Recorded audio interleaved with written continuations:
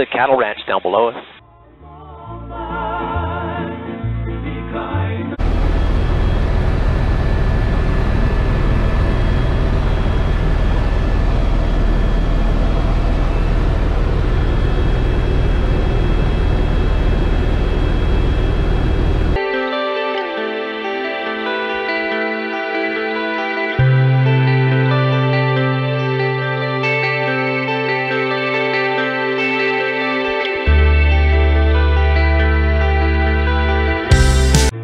Kilauea Caldera. We'll be riding right behind this cloud.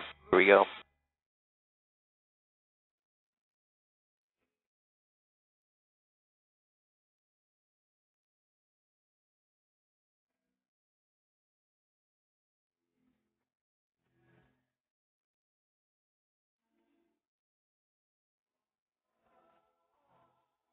I think it's time for volcano watching music.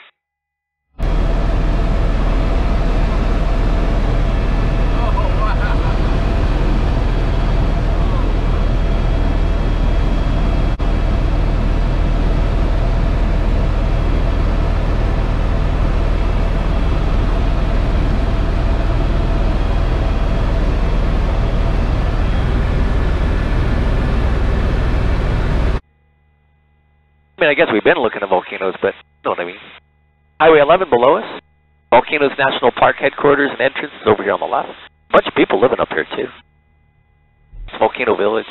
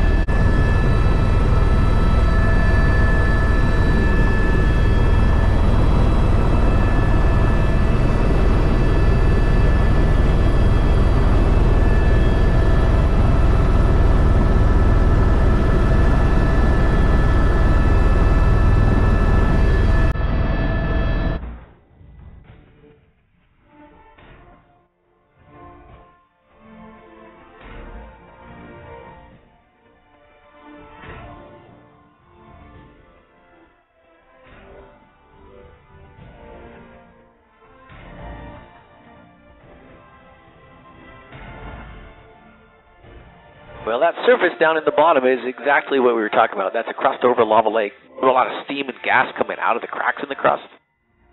It's been filling. About 2 years worth of filling with a little break in the middle. It's still technically filling.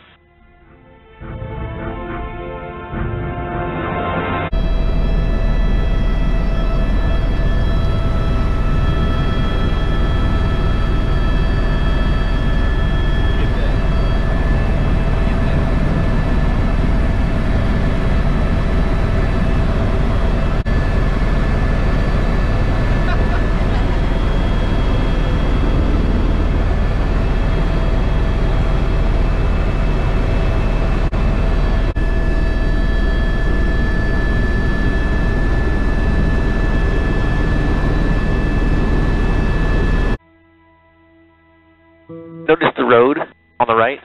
on the rim. What's left of it. 2018 is when that happened. So this thing was really deep, right? I told you it was 1,200 feet thick of lava, right? And it still has a ton to go before it could overflow. It was a half a mile deep before this thing started filling up. And the reason it got that way was in 2018, the magma chamber underneath was draining because a lot of lava was coming out down on the East Rift. A huge eruption was going on down on the East Rift. Yeah, it let out so much pressure, the side walls were collapsing, this thing was sinking in deeper and deeper, and that's how it got to be a half a mile deep. The museum, do you see the building over here on the right side, on the rim? That was damaged and closed permanently in 2018 because of all that sinking. So the sinking happened, the building was cracked, and they said, you know what, forget it, we're not going to fix it, because they're worried it might happen again if they fix it. After it finished draining down, the next thing that happened is it started getting water in the bottom, because it was so deep now, water started accumulating, and we got a lake down there for a little while. The lake was hot, too. It was like 170 degree water or something like that. But yeah, with all that settling, the road fell in. Now, it had already been closed. This road was closed for like 10 years prior to it falling in, so nobody was over here, thankfully.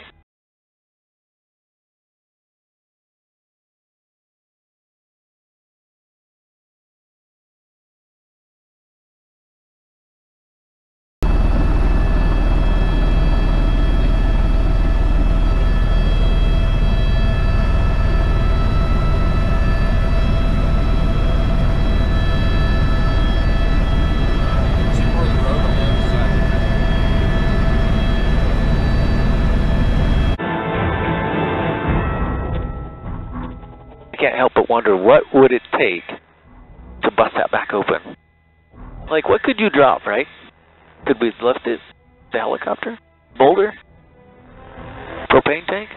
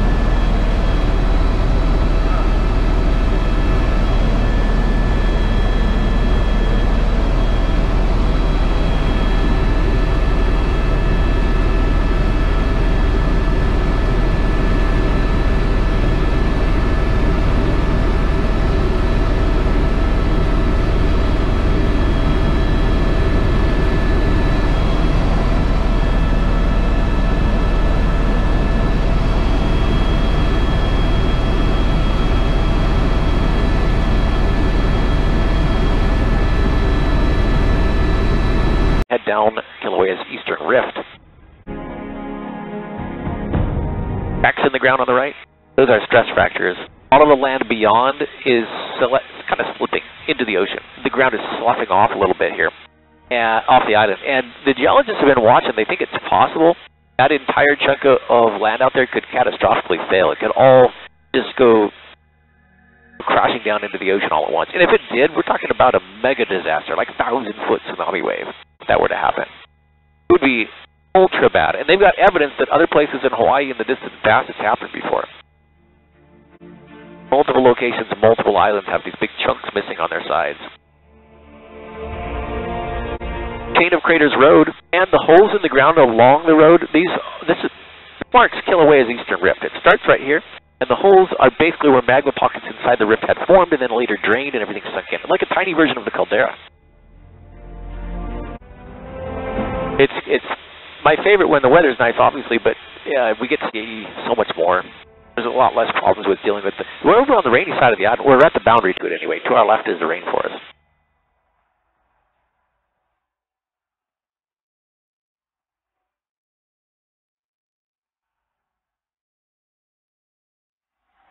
This formation in front of us, that's Pu'u. Well, it's a Pu'u, but its name is Mauna Ulu. Mauna Ulu is where we had eruption from 1969 until 1974, a 5-year eruption right there. A bunch of lava came out. You see what it did. Made a big mess. Some of it went all the way to the ocean out there. I had a lady on my flight a couple years ago. We were flying by just like this, looking at Mauna Ulu. I'd mentioned, oh yeah, Mauna Ulu. Sorry, chatting with another helicopter. Anyway, I was talking about this Mauna Ulu, this lady in the back. She goes, oh, Shane, I was here. I got to see this. She got super excited. I was like, well, that's cool. What did you see? How did you experience it? She said, oh, we walked right up to the edge of that thing, leaned over, and looked into the lava lake.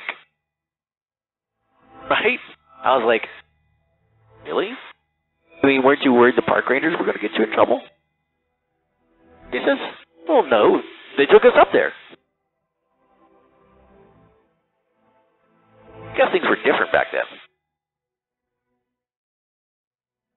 Makuapuhi crater right here in front of us.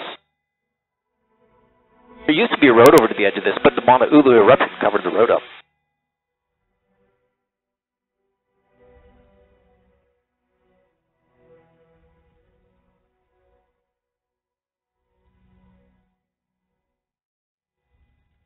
Steam coming out of the ground. Ahead and left, you can see some down. There's some up in front of us too, but it's hot down inside, right? And we get rain, steam goes down, rain goes down, steam comes up out of the cracks. There are steam vents at the summit in the national park. If you haven't already adventured and seen those, they're pretty cool. Go stand in the steam where it's coming out of the ground. Lava tubes, not lava tubes, lava trees. So little lumps of lava in the rainforest down here, you see them? When the lava goes through the rainforest, it'll cling to the tree trunks and solidify. And then the trees burn down, but it'll leave posts where the tree once was.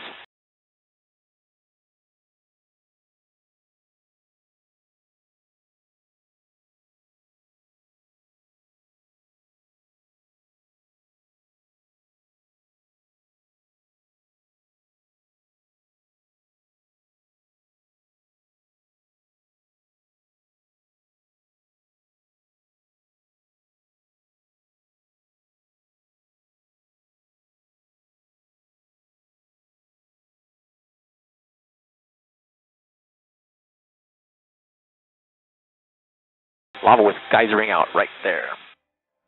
The eruption was primarily taking place up in front of us, though. From 1983 through 2018, mostly, the lava came out of that thing. Actually, it wasn't there prior, though. The ground was flat. It was all rainforest. The whole thing was created because of that 35-year eruption.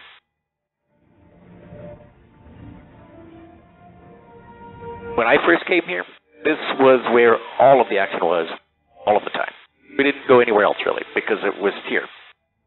Lava it was full of lava. It had a lava lake inside it, just like we saw at the summit. But usually there was at least a little hole somewhere in the crust we could see into, and sometimes it would be visibly overflowing, too, on occasion. Actually, overflow was common, but problem is it will quickly crust over and create lava tube while it's overflowing, so then you can't see it anymore. Then you got to find the lava somewhere down the hill. Anyway, let's go take a look. Welcome to Pu'u.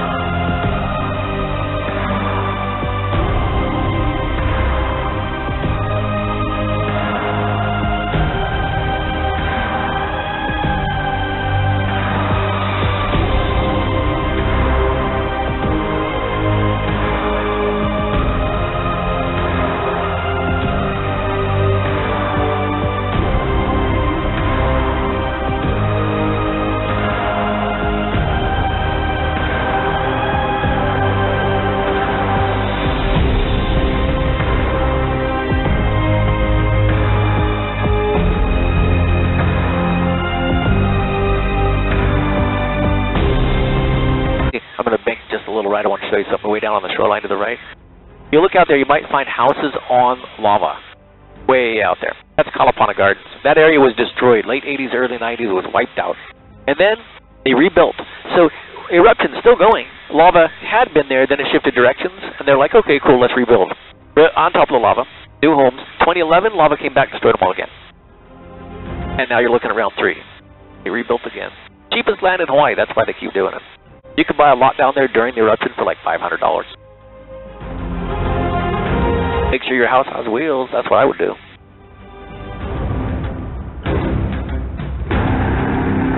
I mean, even right here in front of us, this is pretty inexpensive. This whole area, inexpensive part of the island to live in. The lucky thing about them being over here, well, obviously the lava didn't go in through their neighborhood, but also this forest is wet and fires don't spread very well. Typically when the lava hits the forest, it'll burn in the vicinity of the lava, but the fires won't spread. The trees, you see them crashing over, smoke, flames. You really don't even see the lava too much, though, because it's kind of hidden underneath all the action, under the smoke and stuff. And it creates lava tube to get it over here, so kind of hidden all the way till it comes out. Last time I saw lava over here was, I would say 2017 maybe, 2016, something like that. But from here we're going to leave the Kilauea area and head over towards Hilo. Hilo City in front of us, largest city on the island, #1 rainiest city in the entire United States. And we're scheduled for a little mini pit stop, like intermission, at the Hilo International Airport. Stretch our legs for a second, we'll top off the fuel tank, and we'll keep going from there. We'll go see some more.